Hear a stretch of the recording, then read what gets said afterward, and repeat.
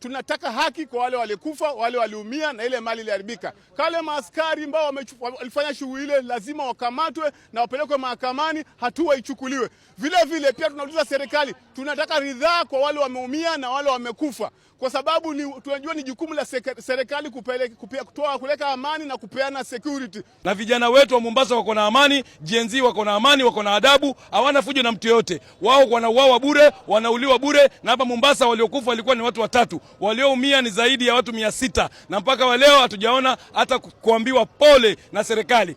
Extrajudicial killings. We must end the killing of our young people. We must end the killing of the Gen-Zs. We must stop police brutality. We must govern the country through the rule of law. We must practice constitutionalism. Dhulma hizi za watoto kupotezwa, watoto kuuawa, watoto kushikwa ovyo ovyo ikome kuanzia leo. Sheria ifuatwe na katiba ifuatwe. Sisi ndio tulipigania haki. Sisi ndio tumepigania haki za kila mtu. Kwa nini polisi waue watoto? Kwa nini polisi wapoteze watoto? So tunasema sheria ifuatwe, iwapo watashikwa pelekwe mahakamani, lakini sio kuuawa.